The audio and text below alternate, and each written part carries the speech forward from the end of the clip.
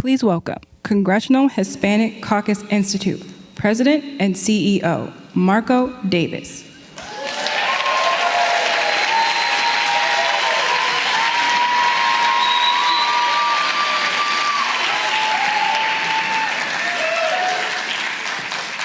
Muy buenas tardes a todos. Good afternoon, everyone, and I am so very excited to welcome you all to this very exciting special session at the 2024 Leadership Conference of the Congressional Hispanic Caucus Institute. Nobody's here to listen to me, so it is my pleasure to introduce the representative from the 13th Congressional District of the great state of New York and the chairman of the board of the Congressional Hispanic Caucus Institute, the Honorable Adriano Espaillat.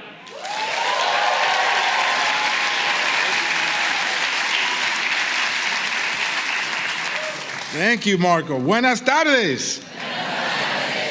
Wait. Buenas tardes. Okay, I see that got to you. That lunch got to you. No? Uh-oh, I'm in trouble.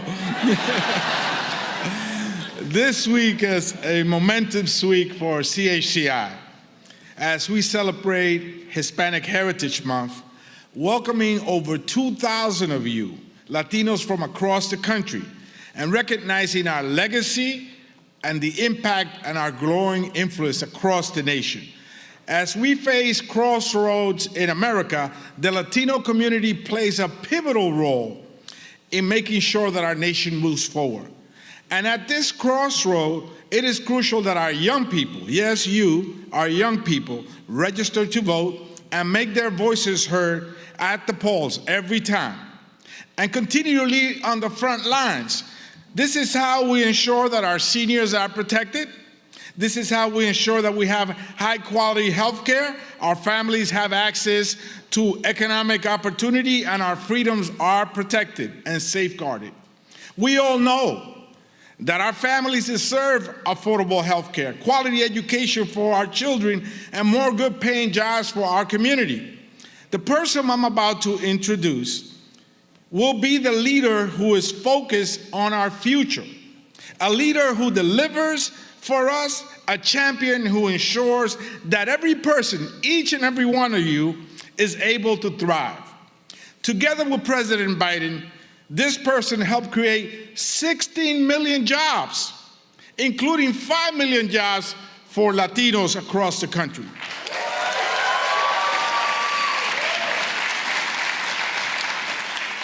Get this, she delivered, that's right, she delivered the lowest national unemployment rate in more than 50 years, and the lowest Latino unemployment rate in record. This person has remained a relentless advocate for Latino community, has consistently, yes, consistently worked to amplify our voices and build a more inclusive and prosperous future for Latinos and all Americans. This person is a daughter of immigrants. Yes, this person is a former San Francisco district attorney. This person is the former Attorney General of the state of California and a United States Senator. This person is the first woman to serve as Vice President of these United States. Please get up and help me welcome the Vice President of these United States, Kamala Harris.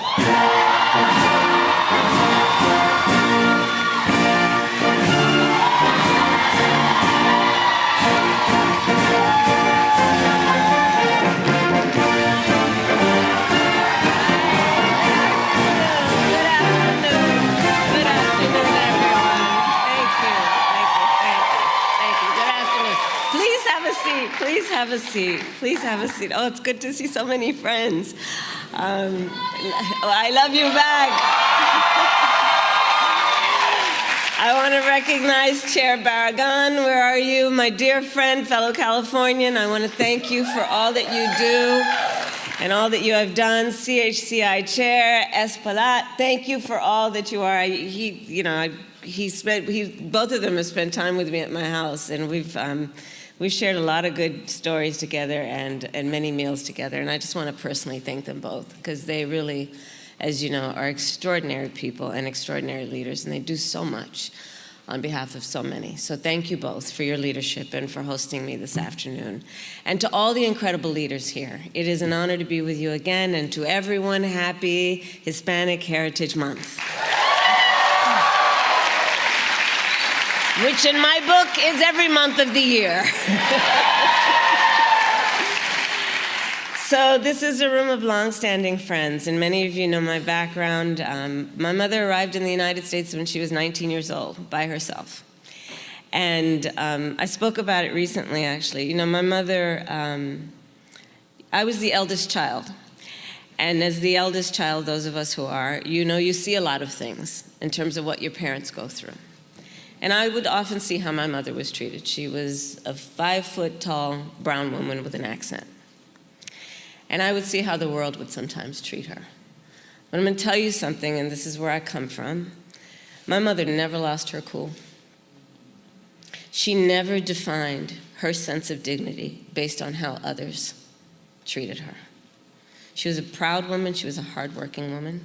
She had 2 goals in her life: to raise her 2 daughters, my sister Maya and me, and to end breast cancer. She was a breast cancer researcher. And growing up, our mother taught us certain fundamental values: the importance of hard work, the power of community, and the responsibility that we have to not complain about anything, much less injustice, right? Because why are you complaining about it, she would say, do something about it. And that's how I was raised. Do something about it. And those values have guided me my entire career. From, as you heard, being a young courtroom prosecutor in Oakland, California, where Bay Area, 106.1 KMEL. That was our local radio station for hip hop. But doing that work, you know, part of the background on why I became a prosecutor was actually when I was in high school, I learned that my best friend was being abused, being molested by her stepfather. And when I learned about it, I told her she had to come live with us. And I called my mother, and my mother said, of course she does, and she did. And so I decided I wanted to start a career and do the work of, in part, just doing the work of making sure that we protect the most vulnerable. And so I started my career as a courtroom prosecutor, and took on those who would be predators against the most vulnerable. As Attorney General of California, I took on the big banks and delivered $20 billion for homeowners who were middle-class families who faced foreclosure because of predatory lending practices. I stood up for veterans and students who were being scammed by the big for-profit colleges, knowing and many of whom had an immigrant background and were just simply trying to do the best they could to invest in themselves and their family for their future, and the subject of awful scams. I have stood up in my career for workers who are being cheated out of the wages they were due, and for seniors who have faced elder abuse. And I say all that to say, when I stand here before you today, this is not just something that I decided to do, but really is about a lifelong career that has been about fighting for the people. For the people. And for years, I have been proud to fight alongside the members and the leaders of this incredible caucus. In almost all of that work. And the work we have done together has been about so much I just talked about. It has been about defending workers' rights. It has been about expanding health care for more Americans, including dreamers. It has been about forgiving billions of dollars in student loan debt, including for many of the folks that we know, friends, relatives, who again have been burdened by that heavy debt and just needed to be seen. Teachers, firefighters, nurses. The work we have done together has been to create the National Museum of the American Latino.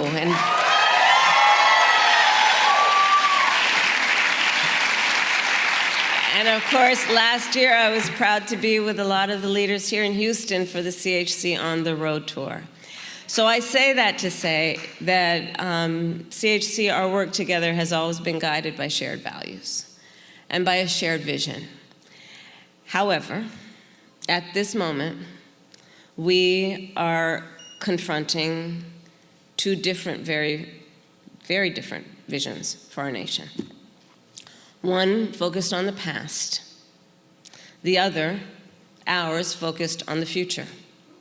We fight for a future, for affordable health care, affordable child care, and paid leave. We fight for a future where we can build what I call an opportunity economy, understanding that the people of our country, the people we know, have extraordinary ambition and aspirations and dreams of what they can be, what they can do, are prepared to do the hard work and put that hard work in, but don't necessarily always have access to the opportunities to achieve and realize those goals.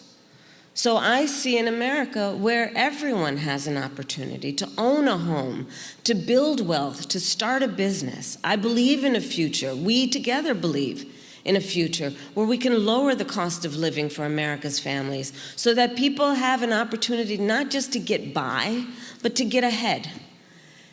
And so with the work we have and going forward, we will continue to lower the cost of groceries, for example, by taking on something that I think is very important to deal with, which is price gouging on behalf of big corporations.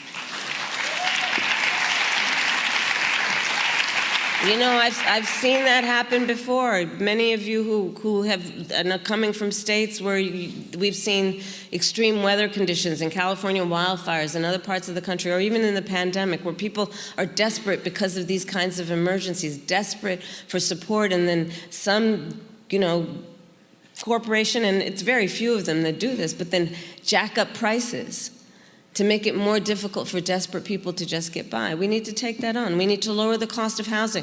We don't have enough housing in our country.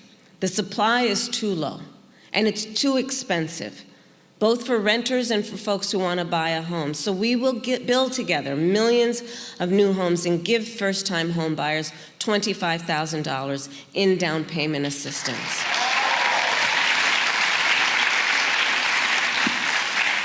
Because look, people just want to get their foot in the door. My mother worked hard, she saved up. It wasn't until I was a teenager that she was able to buy our first home. And the American dream is elusive for far too many people increasingly. And that's why it is part of my perspective that let's just do the work of giving first-time home buyers a $25,000 down payment assistance. Let them get their foot in the door. We need to lower the cost of health care and continue to take on big pharma and cap the cost of prescription medications.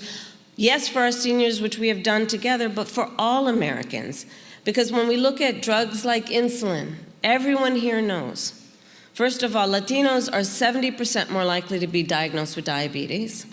And with the support of CHC, we were able to cap the cost of insulin at $35 a month for our seniors.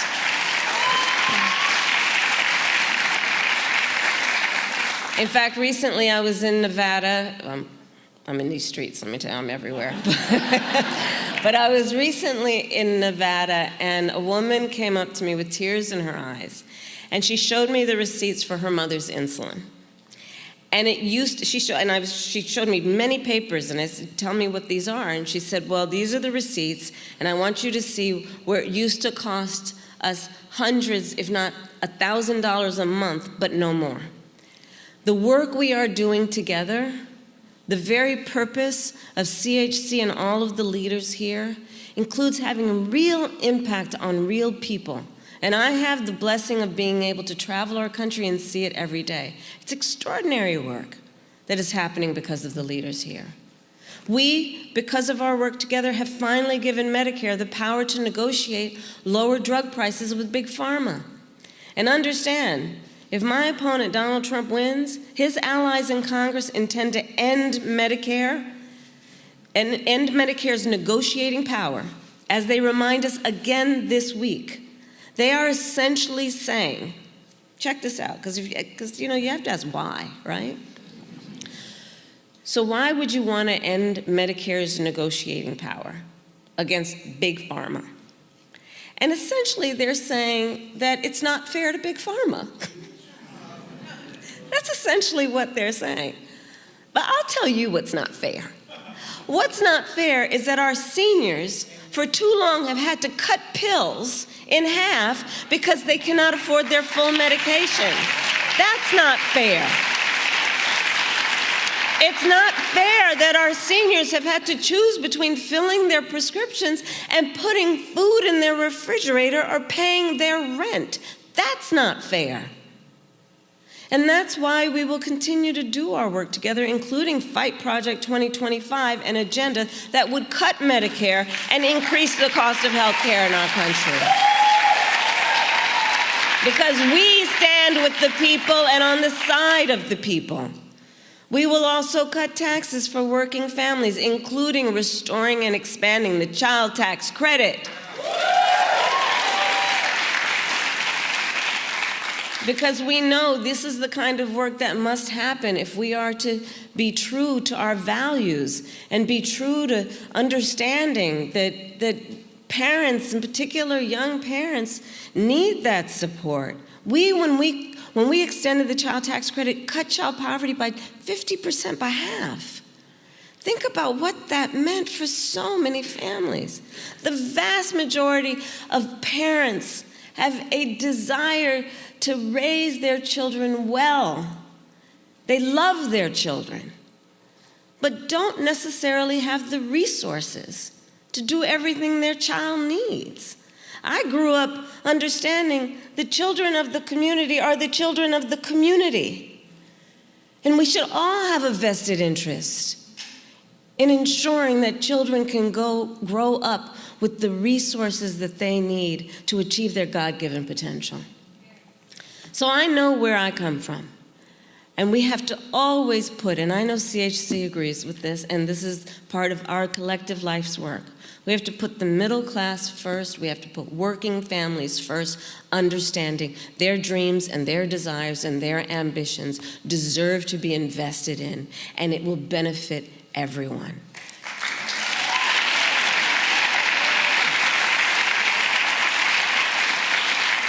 And together, CHC, we must also reform our broken immigration system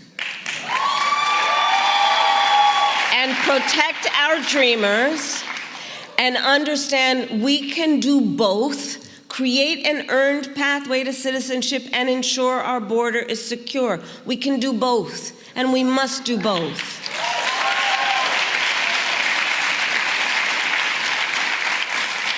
And while we fight to move our nation forward to a brighter future, Donald Trump and his extremist allies will keep trying to pull us backward. We all remember what they did to tear families apart. And now they have pledged to carry out the largest deportation, a mass deportation, in American history.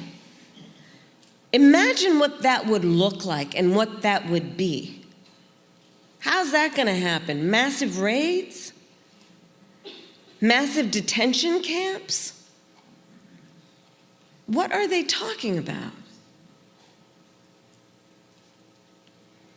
They will also give billions of dollars of tax cuts to billionaires and corporations, massive tax cuts, pardon January 6th perpetrators who attacked our Capitol not far from here. They would cut Social Security and Medicare. They intend to end the Affordable Care Act and threaten the health care of more than 5 million Latinos in our country. All based on, I'm sure many of you saw the debate, So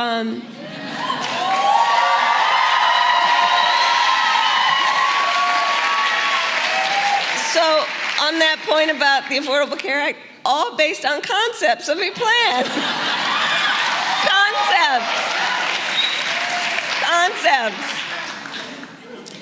Their Project 2025 agenda would pull our nation backward. But we are not going back. We are not going back. We are not going back. Instead, together, we will chart a new way forward, because ours is a fight for the future. And it is a fight for freedom. the freedom to vote, the freedom to be safe from gun violence, the freedom to live without fear of bigotry and hate, the freedom to love who you love openly and with pride, and the freedom of a woman to make decisions about her own body and not have her government telling her what to do. And understand on that last point how we got here. Everyone here knows. Donald Trump hand-selected 3 members of the United States Supreme Court with the intention that they would do just what they did, which is to overturn the protections of Roe v. Wade. And now in more than 20 states, we have a Trump abortion ban, which criminalized healthcare providers. In one state, providing prison for life. You guys may have heard the story, many here, about the stories about the horrendous, most recent stories about what happened in Georgia. Many of these Trump abortion bans that make no exception for rape or incest, it's immoral. It's immoral. And today, 40% of Latinas in America live in a state with a Trump abortion ban. So imagine if she is a working woman. Understand that the majority of women who seek abortion care are mothers. Understand what that means for her.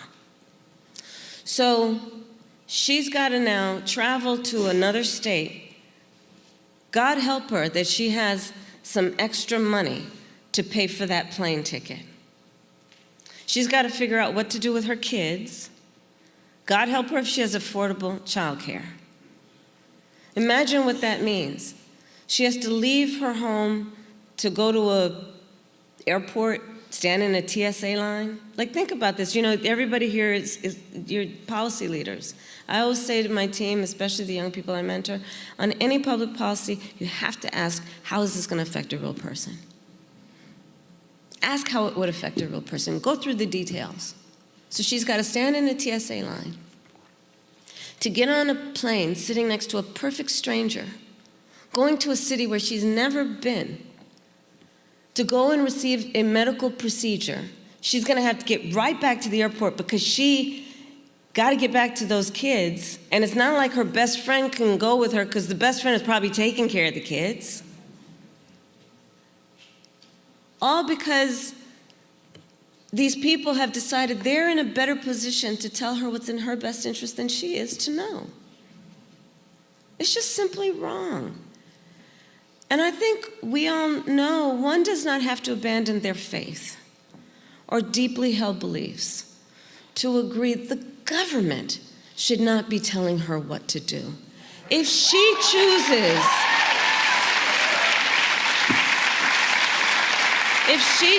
she will talk with her priest, her pastor, her rabbi, her imam, but not the government telling her what to do.